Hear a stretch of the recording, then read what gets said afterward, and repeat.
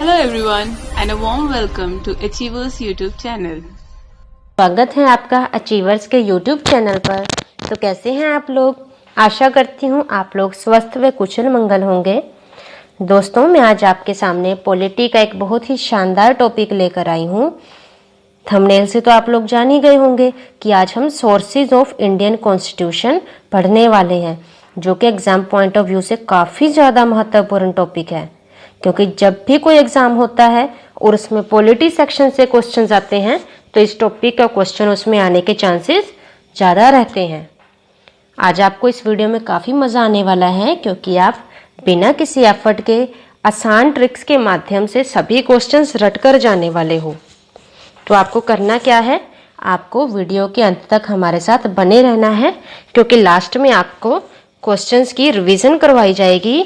वो सभी क्वेश्चंस काफ़ी ज़्यादा इम्पोर्टेंट हैं, क्योंकि वो पिछले एग्जाम्स में आ चुके हैं। तो बने रहिए हमारे साथ वीडियो के अंत तक। और जिन्होंने अब तक हमारे चैनल को सब्सक्राइब नहीं किया है वो चैनल को सब्सक्राइब कर लें और बेल आइकन दबा लें। और अगर आप हमें मोटिवेट या सपोर्ट करना चाहते हैं तो प्लीज़ हमारी वीडियो को लाइक करें और शेयर भी करें। चलिए, आपका ज़्यादा समय ना लेते हुए हम टॉपिक की ओर बढ़ते हैं। तो हमारा टॉपिक है सोर्सेज ऑफ इंडियन कॉन्स्टिट्यूशन। आइए सबसे पहले हम इंडियन कॉन्स्टिट्यूशन के फैक्ट्स देख लेते हैं। ये देखिए, भारतीय संविधान को विश्व का सबसे लंबा संविधान बोला जाता है। जब ये बनकर तैयार हुआ था, इसके इनिशियल स्टेज में इसके अंदर 395 आर्टिकल्स थे, 22 पार्ट्स थे और 8 शेड्यूल्स थी। तो आप कह सकते हो कि इसके अंदर लगभग 1,45,000 वर्ड्स थे। ठीक है, और अब कितना बदल चुका है हमारा संविधान, ये देखिए। अब इसके अंदर प्रस्तावना के साथ साथ 470 आर्टिकल्स, 25 पार्ट्स और 12 शेड्यूल्स हो गई हैं। और ये चेंजेस कैसे पॉसिबल होते हैं? ये होते हैं अमेंडमेंट से। जो हम अपने संविधान में संशोधन करते हैं, उनसे न्यू चीज़ों को हम इसमें ऐड कर देते हैं, और जो चीज़ें अननेसेसरी हो गई हैं या जिनका अब कोई महत्व नहीं रह गया है तो उनको हम रिमूव कर देते हैं। तो कितनी अमेंडमेंट्स हो चुकी हैं अब तक? अब तक हो चुकी हैं 104 अमेंडमेंट्स। ठीक है, तो आपको करना क्या है, जो हाल में ही कोई न्यू अमेंडमेंट हुई है तो आपका उसका जिक्र कमेंट बॉक्स में जाकर करना है। ठीक है, ओके। अब इतना बड़ा संविधान है तो इसको बनने में कितना टाइम लगा है? इसको तैयार होने में 2 साल 11 महीना 18 दिन लगे हैं। ठीक है, काफ़ी लंबा समय लगा है। और जब ये तैयार हुआ तो इसको अडॉप्ट कब किया गया, माने इसको स्वीकार कब किया गया? तो इसको किया गया 26 नवंबर 1949 को। ठीक है, 1949 को। और इसको लागू कब किया, इम्प्लीमेंट कब किया? 26 जनवरी 1950। ठीक है, तो आइए देख लीजिए, ये है हमारा प्यारा सा संविधान, कॉन्स्टिट्यूशन। हमारा देश इसके अनुसार ही चलता है। और ये देखिए, ये है हमारी प्रियम्बल। जब हम कॉन्स्टिट्यूशन को ओपन करते हैं तो फ्रंट पेज आता है प्रस्तावना का। ठीक है, तो इसमें आप लोगों ने पढ़ा है कि we the people of India वगैरह वगैरह, ये सब देखा है आप लोगों ने। और ये देखिए लास्ट में क्या लिखा है, this 26th day of November 1949 do hereby adopt enact and give to ourselves this constitution. ठीक है, 26 नवंबर 1949 को हमने इसको एडॉप्ट किया था। ठीक है, इतना क्लियर। तो आगे हम बस सोर्सेज पढ़ने वाले हैं कि इसके जो हम लोग पढ़ते हैं ना फीचर्स में, कि इसमें फेडरल सिस्टम है, पार्लियामेंट्री फॉर्म ऑफ गवर्नमेंट है, अमेंडमेंट का प्रोविज़न है, इसके अंदर फंडामेंटल राइट्स हैं, फंडामेंटल ड्यूटीज़ हैं, डायरेक्टिव प्रिंसिपल्स हैं। तो वो सब हम पढ़ने वाले हैं कि किस कंट्री से हमने कौन सी प्रोविज़न को अडॉप्ट किया। क्योंकि दोस्तों, जब हमारा कॉन्स्टिट्यूशन बना था तो हमने उसके लिए अदर कंट्रीज़ के संविधानों को काफ़ी डीपली एनालाइज किया, और जिसके भी कॉन्स्टिट्यूशन में हमें कुछ पॉजिटिव पॉइंट लगा कि ये हमारे इंडिया के कॉन्स्टिट्यूशन में फीचर होना चाहिए, तो हमने उसको अडॉप्ट कर लिया। या तो उसको हमने एज इट इज़ अडॉप्ट कर लिया या फिर उसमें थोड़ा बहुत मॉडिफिकेशन किया। ठीक है, तो कॉपी पेस्ट तो हमने बिल्कुल भी नहीं किया है। और ये देख लीजिए, सबसे पहले तो हमने सोर्सेज की बात करें तो जो गवर्नमेंट ऑफ इंडिया एक्ट 1935 है, ये हमारे संविधान का जो 70% पार्ट है, लगभग 200 आर्टिकल, वो तो हमने इसी से लिए हैं। यहाँ पे एक बड़ी इंपॉर्टेंट चीज है जो आप नोट कर लीजिए, एक वर्ड आता है ब्लूप्रिंट। ठीक है, क्वेश्चन आता है कि भारतीय संविधान का ब्लूप्रिंट किसे कहा जाता है, तो वो किसको कहा जाता है, ये गवर्नमेंट ऑफ इंडिया एक्ट 1935 को। माने ये हमारे संविधान की आधारशिला है, सारा संविधान इसी के ऊपर ही रचा गया है। ठीक है, तो देख लेते हैं इसमें से हमने क्या क्या फीचर्स ले लिए थे अपने न्यू कॉन्स्टिट्यूशन में। फेडरल स्कीम, फेडरल स्कीम में क्या होता है कि देश में दो तरह की सरकार होती हैं, कि एक तो सेंट्रल गवर्नमेंट होगी जो पूरे देश के ऊपर शासन करेगी, और स्टेट्स की अपनी अलग अलग सरकारें होगी, तो स्टेट गवर्नमेंट भी होंगी। ऐसा ही है ना हमारे देश में, तो ये फेडरल स्कीम की ही देन है। उसके बाद ऑफिस ऑफ गवर्नर, ये आर्टिकल 154 में है कि हमारे देश में स्टेट का एक गवर्नर होगा, उसका हेड होगा, तो ये भी हमने इसी एक्ट से लिया था। उसके बाद जुडिशरी, 3 टायर है जुडिशरी का, आप लोग जानते हो, supreme court, high court and district courts, तो वो प्रोविजन भी हमने इसी एक्ट से ही अडॉप्ट की है। उसके बाद है पब्लिक सर्विस कमीशन। आप लोगों का ड्रीम होगा ना कि आपको आईएएस ऑफिसर बनना है, आईपीएस ऑफिसर बनना है, तो वहाँ पे बहुत सारे अलग अलग रैंक की पोस्ट हैं, तो आप ये जो पब्लिक सर्विस कमीशन है वही ये एग्जाम्स कंडक्ट करता है, तो ये भी हमने इसी एक्ट से अडॉप्ट किया है। उसके बाद इमरजेंसी प्रोविजंस, ये तो काफ़ी ज़्यादा इम्पोर्टेंट है, इसके ऊपर हम थोड़ा एक्सप्लेन में बात करेंगे। ये देखिए, इमरजेंसी की बात करें तो हमारे देश के अंदर 3 टाइप के इमरजेंसीज हैं, 352 आर्टिकल में, 356 में एंड 360 में। मैं आपको बता देती हूँ 352 में इमरजेंसी कब लगती है, यानी कि राष्ट्रपति के हाथ में सारा जो देश का शासन है कैसे आ जाता है, जब कोई बाहर से अटैक करता है। ठीक है, आपको पता है इंडिया पे बाहर से अटैक कब कब हुए हैं, चाइना ने किया है 1962 में किया है, आप जानते हो, पाकिस्तान ने किया था, कब किया आप बताएंगे कमेंट बॉक्स में, चलिए मैं ही बता देती हूँ। तो पाकिस्तान ने कब किया था, 1965 में और 1971 में। ठीक है, तो ये क्या है कि जब बाहर से कोई अटैक करेगा 352 के अंडर देश में इमरजेंसी लग जाएगी। उसके बाद है 356, इसमें कब होता है कि जब देश की संवैधानिक मशीनरी फेल हो जाए, ठीक है, कि अंदरूनी गड़बड़ी हो जाए ना देश में, तो हम 356 के अंडर इमरजेंसी लगा देते हैं। आपको याद है इंदिरा गांधी की सरकार के टाइम में देश में इमरजेंसी लगी थी।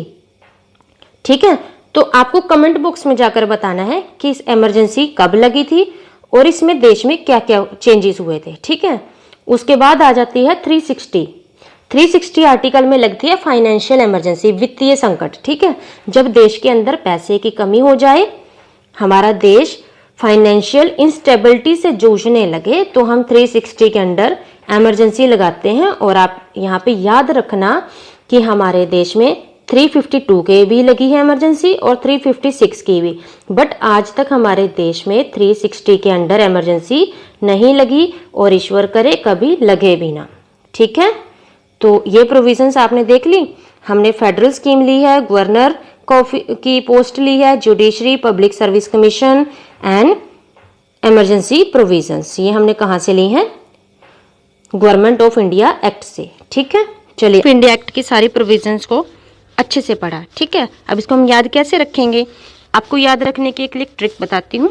आपको करना क्या है, ये गवर्नमेंट ऑफ इंडिया एक्ट 1935 का सबसे पहले फेडरल स्कीम का F याद रखना है, ऑफिस ऑफ गवर्नर का O, जुडिशरी का J, पब्लिक सर्विस कमीशन का P एंड इमरजेंसी प्रोविजंस का E। ओके, तो ये क्या बन गया, FOJPE, फौज पे। तो आप क्या याद रखेंगे कि गवर्नमेंट ऑफ इंडिया एक्ट 1935 से हमने क्या अडॉप्ट किया, फौज पे। याद रहेगा, मजा आ रहा है, अगर अच्छा लग रहा है तो प्लीज लाइक करें वीडियो को। उसके बाद देख लेते हैं ब्रिटिश कॉन्स्टिट्यूशन। अब हमने ब्रिटेन के संविधान से क्या लिया है, आपको पता है ना कि ब्रिटिशर्स ने रूल किया था हमारे ऊपर, ऑलमोस्ट हमारा जो कॉन्स्टिट्यूशन का स्ट्रक्चर है तो वही डिसाइड कर गए थे। अब हमने पार्लियामेंट्री सिस्टम उनसे लिया है। आप सबको पता है पार्लियामेंट क्या होती है, प्राइम मिनिस्टर, ये प्रेसिडेंट, ये पार्लियामेंट का पार्ट है। पार्लियामेंट में 2 हाउसेज होते हैं, लोअर हाउस, अपर हाउस, ठीक है। ये सब चीज़ें आपको पता है। आइए बारीकी से पढ़ते हैं। हमने ब्रिटेन से क्या लिया है, हमने लिया है पार्लियामेंट्री गवर्नमेंट। मीन्स देखो इसमें 2 चीज़ें आएंगी। पहली तो इसमें 2 टाइप्स के हेड हैं, नॉमिनल और रियल। आपको पता है कि हमारे देश का मुखिया कौन है, हम बोलते हैं कि प्रेसिडेंट है, हमारे देश का हेड है, बट वो नॉमिनल है क्योंकि जितनी पावर्स उसके पास होनी चाहिए वो उसके पास नहीं है, वो प्राइम मिनिस्टर के पास है, ठीक है। रियल पावर्स को एग्जीक्यूट कौन करता है, प्राइम मिनिस्टर करता है, ठीक है। तो ये बात क्लियर है आपको। उसके बाद गवर्नमेंट रिस्पॉन्सिबल टू पार्लियामेंट, जो गवर्नमेंट है वो पार्लियामेंट को रिस्पॉन्सिबल है क्योंकि गवर्नमेंट कोई भी पॉलिसी ला रही है, कोई रूल बना रही है, कुछ भी जो भी वो कार्य कर रही है वो उसके लिए वो क्या है, पार्लियामेंट को जवाबदेह है, उसको वहाँ आंसर देना पड़ेगा। अगर पार्लियामेंट से वो अपना बहुमत खो देती है तो क्या होता है कि सरकार को रिजाइन करना पड़ता है, ठीक है। अब पार्लियामेंट की बात हो रही है तो सबसे पहले 3rd पॉइंट देखते हैं। हमें पता पार्लियामेंट में क्या होता है, लॉज बनते हैं, ठीक है, कानून बनते हैं ना। कौन बनाता है कानून, पार्लियामेंट ही बनाती है। और हमारे देश में कानून का ही शासन है, तो आपको ये रिलेटेड होकर याद रहेगा कि पार्लियामेंट कानून बनाती है और देश में कानून का शासन है। और कानून किस में है, हमारे संविधान में है, ठीक है। तो उसके अकॉर्डिंगली कानून जो देश में शासन चल रहा है, कोई भी कानून से ऊपर नहीं है, चाहे वो प्राइम मिनिस्टर हो, प्रेसिडेंट हो, सब कानून की नज़र में एक बराबर है। अब उसके बाद हमने और क्या लिया इससे, उसके बाद सिंगल सिटीजनशिप, ठीक है, कि हमारे देश का नागरिक है जो वो सिर्फ देश का नागरिक है। ऐसा नहीं है कि स्टेट का वो अलग से है और देश का वो अलग से है, 2 नागरिकशिप तो नहीं है ना हमारे पास, सिटीजनशिप हमारे पास सिंगल है, हम इंडियन हैं, ठीक है। बट एक्सेप्शनल केस था जम्मू कश्मीर में। आप सब जानते हो 370 आर्टिकल में जम्मू कश्मीर में उनको एक अलग से उनका स्टेट का सिंबल भी था, अलग से उनकी सिटीजनशिप भी थी, कितनी सारी प्रोविजंस थी जो उनको स्पेशली मिली हुई थी, बट अब तो वो अबोलिश हो गई है। तो अब तो हम पूरे इंडिया का कह सकते हैं कि सिंगल सिटीजनशिप है, ठीक है। तो हम सभी भारतीय हैं, राज्य का हम अलग से नागरिक नहीं हैं। उसके बाद कैबिनेट सिस्टम। अब जब देखो हम जानते हैं कि प्राइम मिनिस्टर है जो वो पार्लियामेंट का हिस्सा है, ठीक है। तो प्राइम मिनिस्टर के काम करने के लिए उसके सहयोगियों की एक टीम होती है जिसको हम कैबिनेट बोलते हैं ना, कि उसके मंत्रिमंडल जो उसके अहम कार्यों में उसका सहयोग देती है, उनको सजेशन देती है, हेल्प करती है उनको। तो वो कैबिनेट सिस्टम भी हमने ब्रिटेन से अडॉप्ट किया। उसके बाद बाइकैमेरलिज्म, इसमें क्या है कि 2 हाउसेज हैं, upper house, lower house. Upper house क्या है, राज्यसभा, और लोअर हाउस क्या है, लोकसभा, याद रहेगा, ठीक है। तो अभी इसमें तो ट्रिक की ज़रूरत नहीं है, आपको पता पार्लियामेंट्री सिस्टम लिया हमने ब्रिटेन से। पार्लियामेंट है तो पार्लियामेंट के 2 हाउसेज होते हैं, जो प्राइम मिनिस्टर है वो पार्लियामेंट का हिस्सा है तो उसको कैबिनेट भी वहीं से मिली है। और उसमें क्या है कि पार्लियामेंट का काम क्या है, लॉ बनाना, कानून बनाना, तो कानून का ही देश में शासन है, ठीक है। तो ये तो आपको इजीली याद रहेगा। आगे चलते हैं, अब हम बात करते हैं अमेरिकन कॉन्स्टिट्यूशन की, ठीक है। यूएसए के एक संविधान से हमने क्या लिया, यहाँ पे हम ध्यान से पढ़ेंगे। देखिए फंडामेंटल राइट्स, ठीक है, जो हम सभी नागरिकों को हमारे अधिकार मिले हैं, ठीक है, जिनको हम मौलिक अधिकार बोलते हैं, फंडामेंटल राइट्स, वो हमने किससे लिए हैं, वो हमने लिए हैं अमेरिका से। और ये संविधान के कौन से पार्ट में है, पार्ट 4 में, ठीक है, पता है आप सबको ये तो। और कितने हैं फंडामेंटल राइट्स, इसकी डिटेल आपको देखो कमेंट बॉक्स में देनी होगी कि कितने हैं और कौन कौन से आर्टिकल में है, ठीक है। अच्छा लगेगा मुझे अगर आप कमेंट बॉक्स में ये इसका आंसर दोगे। तो हमने देखो अमेरिका है, हमें पता है ना, हम बोलते हैं कि अमेरिका बहुत अच्छा कंट्री है, काफ़ी डेवलपमेंट कर रखी है उसने। अब उनके नागरिकों के पास फंडामेंटल राइट्स हैं, काफ़ी राइट्स हैं, तो हमने ये उनसे ले लिया। आपको याद रहेगा कि हमने अमेरिका से फंडामेंटल राइट्स लिए हैं। अब काफ़ी आज़ादी दी है उन नागरिकों को, तो उन्होंने उसके साथ में जुडिशरी को आज़ादी दी है, ठीक है। ये ऐसा है नहीं, मीन्स ऐसा मैं आपको सिर्फ ट्रिक के लिए बता रही हूँ। अब देखो हमने उनसे फंडामेंटल राइट्स ले लिए, तो हमने अपनी जुडिशरी की, हमारी न्यायपालिका की आज़ादी भी अमेरिका से ही ले ली, ठीक है, जुडिशरी की, समझ रहे हो। उसके बाद जुडिशरी रिव्यू, अब हमने जुडिशरी की, हमने जब इंडिपेंडेंस मान लो गवर्नमेंट से ले ली कि गवर्नमेंट का कोई अधिकार नहीं होगा जुडिशरी पे, जुडिशरी है जो जजेस हैं वो अपना न्याय बिना किसी खौफ के, बिना किसी डर के दे सकते हैं, तो हमने जुडिशियल रिव्यू का भी प्रोविज़न वहीं से लिया। अब जुडिशियल रिव्यू क्या होता है, इसमें क्या है कि अगर सरकार ने कोई भी कानून बनाया है, अगर वो जुडिशरी को लगता है कि ये सही नहीं है तो वो उसके अच्छे से उसकी जांच कर सकता है। अगर सही लगे तो वो लागू हो जाता है और नहीं तो वो खारिज हो जाएगा। ठीक है, तो पता चल रहा है आपको, इतना समझ आ रहा है। उसके बाद पोस्ट ऑफ प्रेसिडेंट, हमें पता है ना डोनाल्ड ट्रंप का काफ़ी वहाँ पे पावरफुल है प्रेसिडेंट का पोस्ट। तो ये प्रेसिडेंट का पोस्ट जो कि इंडिया के संविधान में आर्टिकल 55 में दिया है। ठीक है, ये हमने वहाँ से लिया। अब अगर हमने प्रेसिडेंट लिया है तो प्रेसिडेंट को उसकी पोस्ट से रिमूव कैसे करना है, उसको हटाना कैसे है, तो इम्पीचमेंट का प्रोसीजर, महाभियोग बोलते हैं इसको। तो ये भी हमने वहीं से लिया। ये किस आर्टिकल में है, आर्टिकल 61। ठीक है, प्रेसिडेंट को कैसे अपॉइंट करना है और उसको कैसे रिमूव करना है, ये दोनों चीज़ हमने अमेरिका से ली है। उसके बाद अब प्रेसिडेंट लिया है तो वाइस प्रेसिडेंट भी हमने वहीं से ले लिया। अब आपको याद रहना चाहिए कि हमने फंडामेंटल राइट्स, जुडिशरी के इंडिपेंडेंस, जुडिशियल रिव्यू, प्रेसिडेंट का इम्पीचमेंट एंड वाइस प्रेसिडेंट, ये हमने अमेरिका से लिया।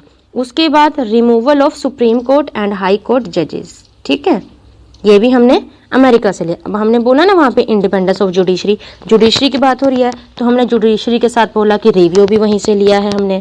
उसके बाद सुप्रीम कोर्ट के जजेस को, हाई कोर्ट के जजेस को कैसे रिमूव किया जाएगा, तो ये भी प्रोसीजर हमने अमेरिकन कॉन्स्टिट्यूशन से अडॉप्ट किया। इसमें ट्रिक की तो कोई ज़रूरत नहीं है, आपको पता है अमेरिका में ये सब होता है। ठीक है, इतना आपको याद रहेगा। आगे देखते हैं ऑस्ट्रेलिया का कॉन्स्टिट्यूशन से हमने क्या लिया। आपको पता है ऑस्ट्रेलिया के कॉन्स्टिट्यूशन से हमने कंकरेंट लिस्ट ली है। इसको अब समझने के लिए आपको थोड़ा डिटेल में बताना पड़ेगा। ये देखिए, ये है जो हमारे देश में सभी, हम अगर पावर्स की बात करें कि किस टॉपिक पे सेंट्रल गवर्नमेंट रूल बनाएगी, किस पे स्टेट गवर्नमेंट बनाएगी और किस पे दोनों बनाएंगी, तो ऐसा हमारे देश में डिवीज़न हो रखा है कि किस टॉपिक पे, किस तथ्य पे कौन सी गवर्नमेंट रूल बनाएगी। ठीक है, तो बात कर लेते हैं। 3 टाइप की हमारे पास लिस्ट है। क्या है, लिस्ट 3 टाइप की। पहली यूनियन लिस्ट, इसमें क्या है, सेंट्रल गवर्नमेंट रूल बनाती है। ठीक है, उसके बाद है स्टेट लिस्ट, इस पे स्टेट गवर्नमेंट, और उसके बाद है कंकरेंट लिस्ट। ठीक है, इसमें होते हैं 97 टॉपिक्स, विषय बोल सकते हैं आप इसको। इसमें है 66 और इसमें 47। ठीक है, तो सीधा सा दिख रहा है कि यूनियन लिस्ट पे यूनियन गवर्नमेंट बनाती है, स्टेट लिस्ट पे स्टेट गवर्नमेंट, और कंकरेंट पे स्टेट और यूनियन दोनों।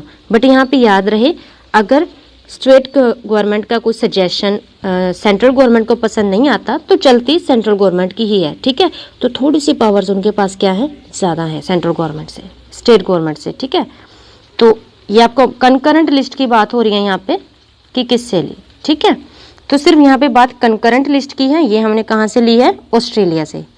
ठीक है, अब देखिए कंकरेंट लिस्ट हो गई। फिर फ्रीडम ऑफ ट्रेड, कि कहीं पे भी व्यापार करना, कोई भी व्यापार से संबंधित ऑर्गेनाइजेशन लगानी, तो ये सब हमने भी ऑस्ट्रेलिया से लिए। कोई बात नहीं, चिंता मत कीजिए, आपको ट्रिक के माध्यम से रट जाएगा ये, डोंट वरी, बस आप ध्यान से देखिए। Joint sitting of 2 houses of parliament, parliament की बात हमने ऊपर की, बट वहाँ पे हमने ये कहा था कि पार्लियामेंट में 2 हाउसेज हैं, upper house, lower house, but उनकी एक जॉइंट सिटिंग भी हो सकती है, पार्लियामेंट की मीटिंग हो सकती है। तो वो हमने प्रोविज़न कहाँ से लिया, ऑस्ट्रेलिया से। ठीक है, अब आपको कमेंट बॉक्स में मुझे जाके ये बताना है कि जॉइंट सिटिंग की अध्यक्षता कौन करता है और जॉइंट सिटिंग को कौन बुला सकता है। ठीक है, इतना तो आप करेंगे ना। ये आपका 3rd क्वेश्चन है जो मैंने आपसे पूछा है। ठीक है, चलिए ये मैं आपको ट्रिक के माध्यम से याद करवा देती हूँ। आपको पता है ऑस्ट्रेलिया में सबसे ज़्यादा क्या है, कंगारू है ना। ठीक है, तो आपको क्या याद रखना है कि ऑस्ट्रेलिया में कंगारू होते हैं, कंगारू कंकरेंट कन। ठीक है, आपको याद रहेगा कि कंगारू होते हैं ऑस्ट्रेलिया में, तो यहाँ पे कंकरेंट लिस्ट हो गई।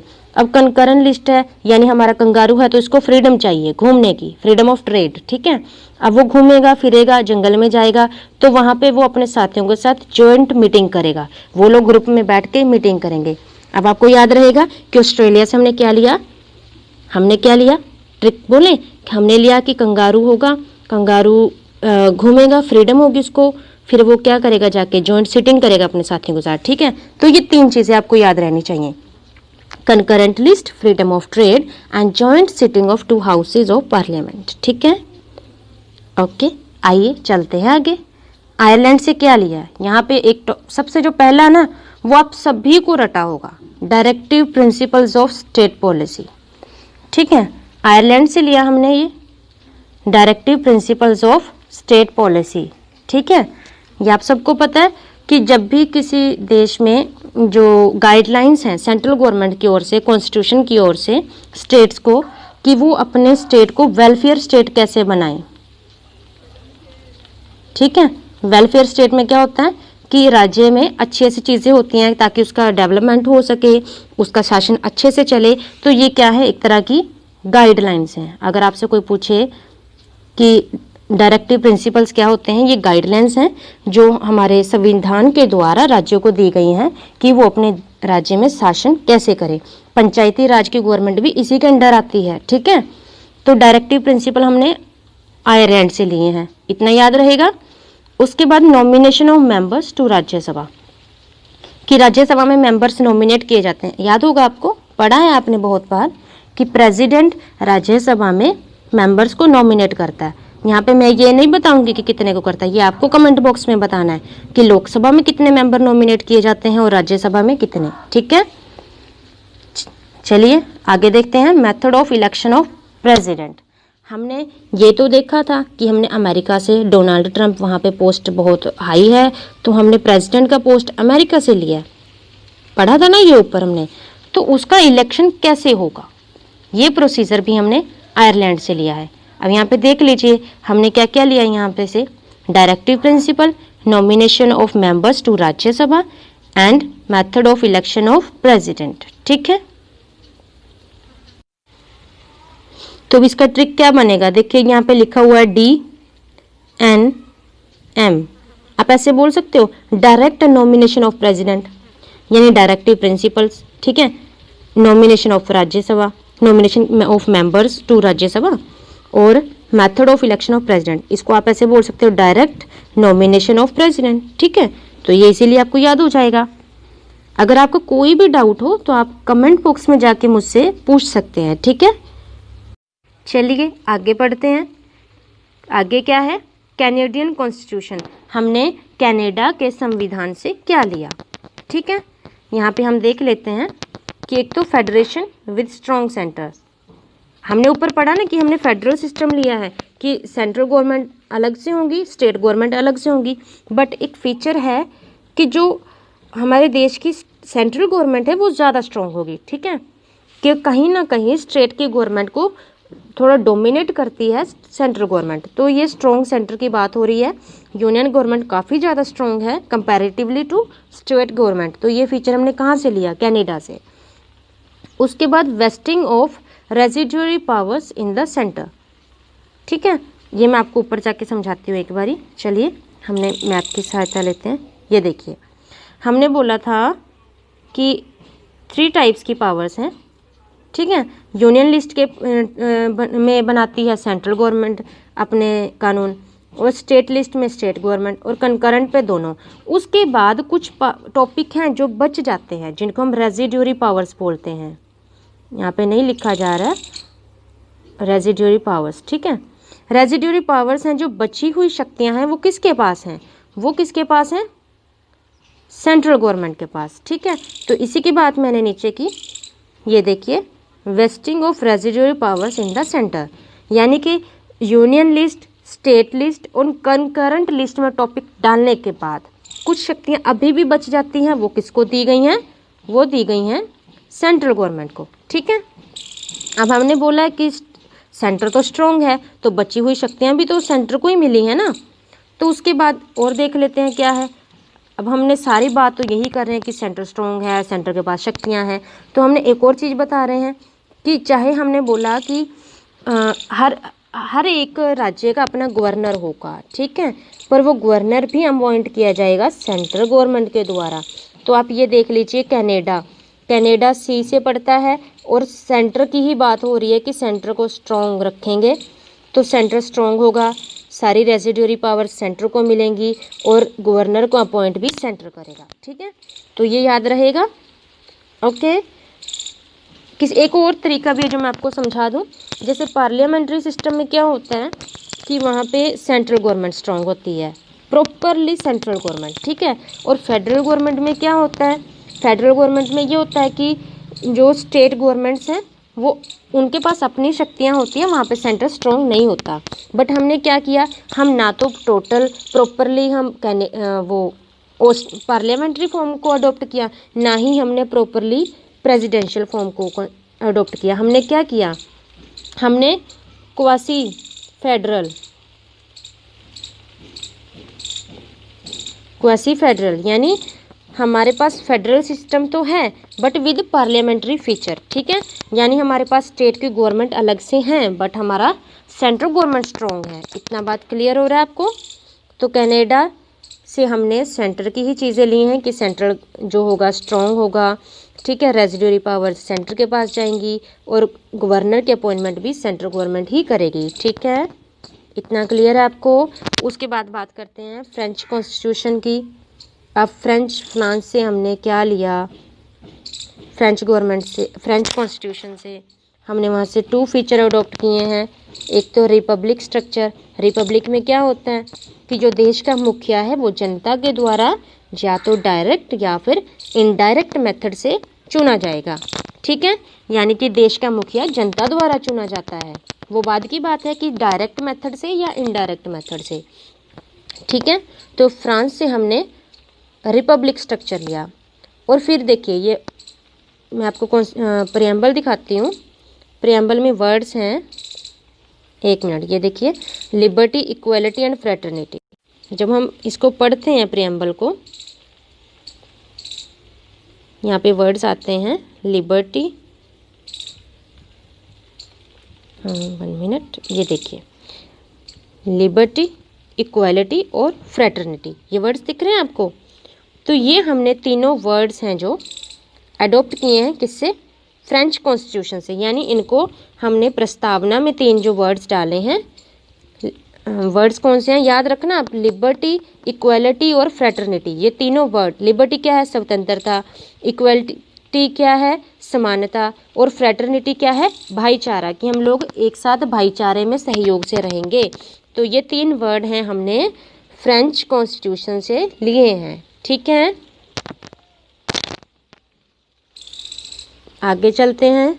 इतना आपको याद रहेगा ना कि फ्रांस से हमने क्या लिया, फ्रांस हमारा काफ़ी अच्छा दोस्त है, ठीक है। तो उससे हमने एक तो रिपब्लिक स्ट्रक्चर लिया कि हाँ भाई आप लोग अपना जो आपका प्रेसिडेंट है वो उसको जनता चुनती है, तो हमारे को भी जनता चुनेगी, और वो हमारा अच्छा दोस्त है, तो हमने उससे क्या ले लिया, लिबर्टी, इक्वालिटी और फ्रेटर्निटी, क्योंकि उसके नेचर में ये चीज़ें हैं तो हमने ये उससे अडॉप्ट कर ली। ये एक ट्रिक है, ठीक है, इसको बस ऐसे आप समझ लेना, ठीक है। उसके बाद जर्मन कॉन्स्टिट्यूशन, इससे सिर्फ एक चीज़ लिया है हमने और वो काफ़ी अच्छा चीज़ है। देखिए जर्मन से हमने क्या लिया है, suspension of fundamental rights during emergency.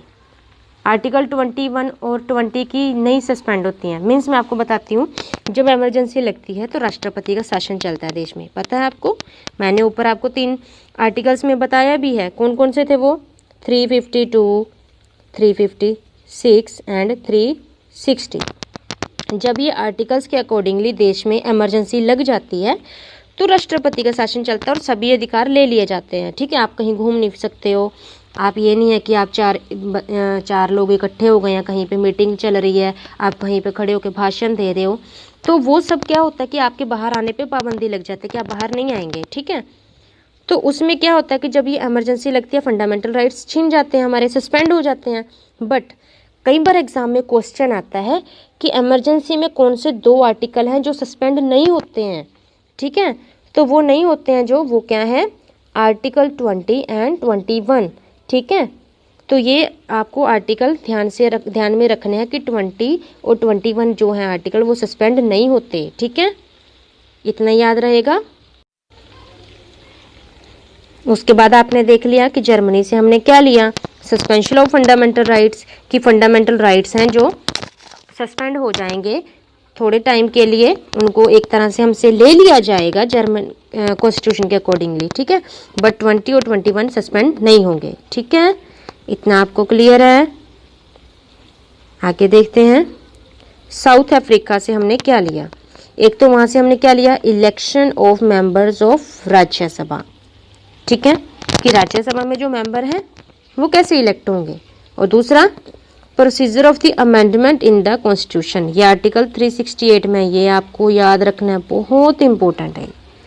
368 article जो हम संविधान में संशोधन करते हैं ना, वो इसी आर्टिकल के अकॉर्डिंगली करते हैं, ठीक है। पहले संविधान में ना संशोधन हो नहीं सकता था, फिर केशवानंद भारती वर्सेस केरला गवर्नमेंट का एक केस हुआ था, उसमें ये क्लियर हो गया था कि हाँ संविधान में संशोधन हो सकता है, और वो 368 आर्टिकल में बोला गया था कि हाँ पार्लियामेंट के पास ये पावर है कि वो संशोधन कर सकते हैं, ठीक है। तो ये आपको याद रखना है, और केस भी याद रखना है, Kesavananda Bharati versus government of Kerala. Okay, तो साउथ अफ्रीका से हमने एक तो राज्य, अब देखो अगर हम इसको ट्रिक के माध्यम से याद करें, प्लीज़ बुरा नहीं मानना, कोई भी पर्सनल इशू नहीं समझना इसको। मान लीजिए साउथ अफ्रीका के लोगों के साथ हमने देखा है कि वाइट लोग काफ़ी बुरा व्यवहार करते हैं, ठीक है, मिसबिहेव करते हैं, तो हम ये सोच लेते हैं यहाँ पे कि जो साउथ अफ्रीका के लोग हैं उनको राज्यसभा में नॉमिनेट नहीं किया जा रहा था, ठीक है, उनके साथ पक्षपात हो रहा था, तो उन्होंने प्रोविज़न रखा कि इलेक्शन होगा, राज्यसभा में मेंबर कैसे डाले जाएंगे, याद रहेगा, क्योंकि उनको वैसे तो कोई रख नहीं रहा था, बट उन्होंने कहा कि हम इलेक्शन रखेंगे तब तो हम इलेक्शन जीत के राज्यसभा में नॉमिनेट हो जाएंगे, अपॉइंट हो जाएंगे वहाँ पे। फिर दूसरा देख लेते हैं कि काफ़ी पक्षपात हो रहा था, तो उन्होंने बोला कि नहीं भाई संविधान में अमेंडमेंट करो, हमें हमारे राइट्स चाहिए, ठीक है। ये सिर्फ एक ट्रिक है, आप इसको पर्सनल मत समझना, ठीक है, कि साउथ अफ्रीका के लोगों के साथ भेदभाव हो रहा था, वो कहते हमें तो आप लोग राज्यसभा में नॉमिनेट नहीं करते हो, इलेक्शन रखो तब तो हम आ ही जाएंगे ना बीच में। और दूसरा वो कहते हैं कि संविधान में संशोधन करो, हमें भी हमारे कुछ राइट्स चाहिए, ठीक है। तो इतना याद रहेगा कि साउथ अफ्रीका के लोगों के साथ पक्षपात हो रहा था, तो आपको आसानी से याद आ जाएगा कि उनको राज्यसभा में वो पोस्ट चाहिए था अपना और अमेंडमेंट चाहिए था, ठीक है। फिर यूएसएसआर, रशिया हमारा अच्छा फ्रेंड है, आपको पता है हमने 1971 में रशिया के साथ 20 ईयर्स की फ्रेंडशिप ट्रीटी की थी कि जब भी हमारे पास कोई आक्रमण होगा, कुछ होगा, तो आप हमारा साथ दोगे। 20 साल की हमने उनके साथ फ्रेंडशिप ट्रीटी की थी, संधि की थी, ठीक है। तो अच्छा दोस्त है हमारा रशिया। तो हमने उससे क्या लिया है, उससे हमने लिया है, देखिए हमने प्रियम्बल में ना 3 वर्ड इससे भी लिए हैं, एक तो सोशल, इकोनॉमिक, पॉलिटिकल जस्टिस, ठीक है, social, economic and political justice, ये 3 वर्ड हैं हमने रशिया से लिए हैं। और फंडामेंटल ड्यूटीज़, ये भी हमने रशिया से लिए। अब देखिए रशिया के लोग अच्छे लोग हैं, सिंपल लोग हैं, ट्रिक के लिए बोल रही हूँ कि रशिया के लोग अच्छे हैं, तो वो क्या करते हैं, वो ड्यूटीज़ फुलफिल करते हैं। अमेरिका के लोग हमने देखा ना राइट्स मांगते हैं कि हमें राइट्स चाहिए, बट जो रशिया के लोग हैं, काम लोग हैं, वो अपनी ड्यूटीज़ फुलफिल करते हैं। तो आपको याद रहेगा कि रशिया के लोग हमारे अच्छे फ्रेंड हैं, वो ड्यूटीज़ को फुलफिल करते हैं। फिर ऊपर से वो इक्वल मानते हैं सबको, वो बोलते हैं कि सोशल, इकोनॉमिक और पॉलिटिकल जस्टिस होना चाहिए, प्रियम्बल में होता है ये, ठीक है। वर्ड हमने ऐड किया, दिखाऊं आपको प्रियम्बल, 1 मिनट, ये देखिए ये प्रियम्बल है। हमने जस्टिस की बात की, तो कौन कौन से, सोशल, इकोनॉमिक एंड पॉलिटिकल, ये जस्टिस, ठीक है। जस्टिस कौन सा होगा, social, economic and political justice, okay clear. अब हमने यूएसएसआर का कर लिया, ठीक है, कि social, economic and political justice ये वर्ड लिए हैं और फंडामेंटल ड्यूटीज़ ली हैं, ठीक है, क्लियर। आगे चलते हैं, जापान, ये लास्ट है। अब जापान है, इससे हमने क्या लिया है, इससे हमने लिया है प्रोसीजर एस्टेब्लिश्ड बाय लॉ, ठीक है, कि सारा प्रोसीजर है जो कानून के द्वारा ही स्थापित है। अब हमारे देश की जो सारी कार्यभार है किसके अंडर आता है, वो कॉन्स्टिट्यूशन के अकॉर्डिंगली जो जो उसमें लिखा है उसके अकॉर्डिंगली पूरे देश का रूल चल रहा है, ठीक है। तो ये वाला कि कानून के अनुसार ही सब चलेगा, ये प्रोविज़न हमने जापान से लिया है, ठीक है। तो आप जापान का याद रहेगा कि जल, JL जल, ठीक है, वैसे जल, जापान और लॉ याद रहेगा, जापान से विधि के द्वारा स्थापित जो हमारा देश का शासन है वो लिया हमने, ठीक है। Procedure established by law, Japan law याद रहेगा ना, जल, ठीक है। तो अभी जिन्होंने हमारा चैनल अब तक सब्सक्राइब नहीं किया है, पहले तो वो हमारा चैनल सब्सक्राइब करें और बेल आइकन दबा लें, ठीक है। और प्लीज़ अगर आपको हमारे एफर्ट्स अच्छे लग रहे हैं तो वीडियो को लाइक करें। आप वीडियो लाइक नहीं करते हो तो हम लोग डिमोटिवेट हो जाते हैं। अब देखिए हम क्वेश्चंस को देखते हैं। ये थोड़े क्वेश्चंस हैं, सारे एग्जाम पॉइंट ऑफ व्यू से काफ़ी इंपॉर्टेंट है, क्योंकि जो ये पिछले एग्जाम्स में आ चुके हैं। ये देखिए, चलो रिकॉल करते हैं आप लोगों ने क्या सीखा क्या नहीं। क्वेश्चन है, the concept of welfare state is included in which part of the Indian constitution. Welfare state याद आ रहा है कुछ? मैंने आपको बोला था कि कॉन्स्टिट्यूशन ने कुछ गाइडलाइंस दी हैं स्टेट को कि वो अपनी स्टेट को वेलफेयर स्टेट बनाए। याद आया? किसमें था वो? डायरेक्टिव प्रिंसिपल्स में। ठीक है, आई होप कि आपको इजीली याद आ गया हो और आप एग्जाम में भी अच्छे से करके आए इसको। नेक्स्ट क्वेश्चन देखते हैं। The constitution of India borrowed the parliamentary form of government from. किस कंट्री के कॉन्स्टिट्यूशन से लिया हमने? अब देखिए, यहाँ गलती मत कीजिएगा, मैंने बहुत बताया था आपको पार्लियामेंट्री सिस्टम किससे लिया हमने, बताइए। Britain, France, Switzerland, USA. याद आ रहा है? बिल्कुल आना चाहिए, ब्रिटेन से। ठीक है, क्या क्या लिया था हमने ब्रिटेन से? हमने बोला था ब्रिटेन से पार्लियामेंट्री फॉर्म ऑफ गवर्नमेंट लिया है। पार्लियामेंट लिया है तो वहाँ पे एक नॉमिनल हेड होगा और एक रियल हेड होगा, ये भी पता है आपको। अब पार्लियामेंट है तो कानून बनाएगी, तो लॉ मेकिंग प्रोसीजर भी हमने वहीं से लिया था। फिर प्राइम मिनिस्टर की कैबिनेट होगी, वो भी हमने वहीं से लिया था। याद है ना आपको वो फीचर्स? अच्छे से कर लेना याद, नोट कर लेना उनको। नेक्स्ट क्वेश्चन देखते हैं। Indian constitution is regarded as. भारतीय संविधान को क्या बोलते हैं इनमें से? फेडरल, यूनिटरी, पार्लियामेंट्री या क्वासी फेडरल? आपको चारों वर्ड सुने हुए लग रहे हैं, ठीक है। बट मैंने आपको बोला था कि ना तो हम प्रॉपरली फेडरल हैं ना ही प्रॉपरली यूनिटरी हैं। तो प्रॉपरली तो नहीं है, हाँ ये फीचर्स हैं हमारे देश में। हम लोग क्वासी फेडरल हैं, यानी कि federal plus features of parliamentary system. तो क्या है, हमारे पास फेडरल सिस्टम है, स्टेट की गवर्नमेंट है, बट क्या है कि हमारा सेंटर स्ट्रांग है और पार्लियामेंट्री जो सिस्टम के अकॉर्डिंगली ही है। ठीक है, तो आप इसको क्वासी फेडरल बोल सकते हो। तो ये भी हो गया, ठीक है। फिर part of the constitution that reflects the mind and ideals of the framers. ये मैंने आपको नहीं बताया था, मैं बता देती हूँ, ठीक है। भारतीय संविधान का वो कौन सा हिस्सा है जो संविधान निर्माणकर्ताओं के माइंड को बताता है? आपको वैसे पता होना चाहिए। ये देखिए, ये प्रस्तावना है ना, जब संविधान को ओपन करते हैं तो फ्रंट पेज आता है, और फ्रंट पेज जो होता है कंटेंट पेज होता है ना, जिससे हमें पता चलता है कि अंदर क्या है। तो यहीं से कॉन्स्टिट्यूशन फ्रेमर्स के माइंड का पता चलता है कि उन्होंने अंदर क्या लिखा है। यहाँ पे सब लिखा है ना कि जस्टिस होगा, लिबर्टी, इक्वालिटी, फ्रेटर्निटी, सभी फीचर्स को यहाँ पे ब्रीफ में दिया गया है। तो ठीक है, आपको आपका आंसर मिल गया होगा। आइए ऑप्शंस देख लीजिए और फिर देख लेना कि आपको आपका आंसर मिला है या नहीं। The part of constitution that reflects the mind and ideals of the framers, तो कौन शो कर रहा है? प्रीएम्बल कर रहा है, ठीक है। इसी से पता चलता है ना कि संविधान के अंदर क्या है। चलिए नेक्स्ट क्वेश्चन देखते हैं। Indian constitution borrowed dash from American constitution. America से हमने क्या लिया है? अब देखिए, आपको यहाँ पे याद आना चाहिए, अमेरिका है, वहाँ पे बड़ी फ्रीडम है लोगों को, ठीक है, तो राइट्स हैं उनके पास काफ़ी। प्रेसिडेंट है वो भी काफ़ी स्ट्रॉन्ग है वहाँ पे, वहाँ की जुडिशरी भी इंडिपेंडेंट है। तो ये सभी फीचर्स हैं, तो आपका आंसर क्या आएगा? All of this. याद आया आपको? अगर नहीं आया तो प्लीज़ आप ध्यान से याद कीजिए, ठीक है। अगर आपको कोई भी हेल्प चाहिए हो तो आप कमेंट बॉक्स में बोलना, और किसी और टॉपिक पे आपको वीडियो चाहिए, कोई अच्छा टॉपिक लगता है आपको, तो वो भी हम आपके लिए वीडियो बनाएंगे, ठीक है। नेक्स्ट क्वेश्चन देखते हैं। Indian constitution took provision of fundamental duties. याद कीजिए कि कौन भले लोग हैं जो ड्यूटीज़ फुलफिल करते हैं, कानूनों का पालन करते हैं। याद आ रहा है कुछ? बिल्कुल आना चाहिए आपको। यूएसएसआर, रशिया, हमारा फ्रेंड है, काफ़ी शांत है, सभी ड्यूटीज़ को फुलफिल करता है, ठीक है। 6 क्वेश्चन हो गया।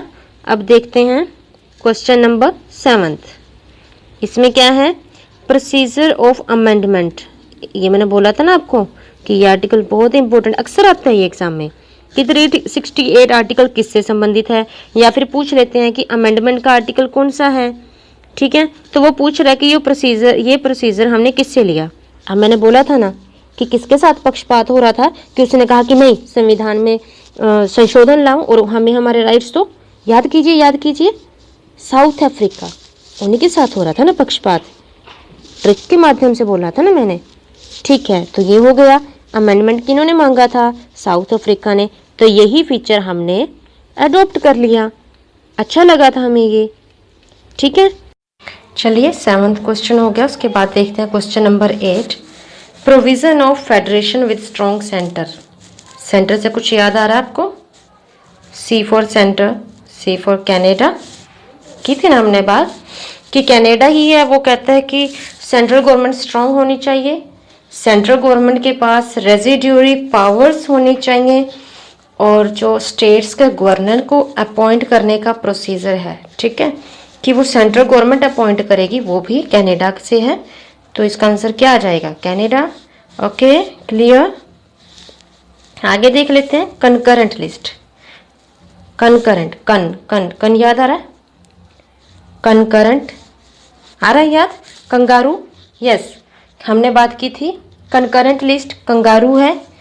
ये जो कंकरेंट लिस्ट हमने ट्रिक के लिए बोला था ना कि कंगारू को फ्रीडम चाहिए ट्रेड की, घूमने के लिए, व्यापार करने के लिए। फिर वो जॉइंट सिटिंग करेगा अपने साथियों के साथ कि हम व्यापार कहाँ कर सकते हैं। तो कंगारू कहाँ होते हैं? रिमेंबर करो, रिकॉल करो, ऑस्ट्रेलिया। ओके, उसके बाद provision of bicameralism, upper house lower house. Upper house क्या है? राज्यसभा। लोअर हाउस क्या है? लोकसभा। एल याद रहेगा, एल से लोअर, एल से लोकसभा। तो लोकसभा और राज्यसभा यानी पार्लियामेंट्री फॉर्म में ये जो प्रोविज़न है, ये फीचर है, हमने किससे लिया था? ब्रिटेन से, याद है ना। चलिए आज के लिए बस इतना ही। Thank you. अगर आपको हमारी वीडियो में कोई भी डाउट हो तो आप कमेंट बॉक्स में जाके पूछ सकते हैं। और अगर वीडियो अच्छी लगी है तो प्लीज़ लाइक कीजिए, इससे हमें मोटिवेशन मिलता है। और अगर आपको किसी अन्य टॉपिक पर नई वीडियो चाहिए तो उसके लिए भी आप डिमांड कर सकते हैं। Okay, bye, thank you.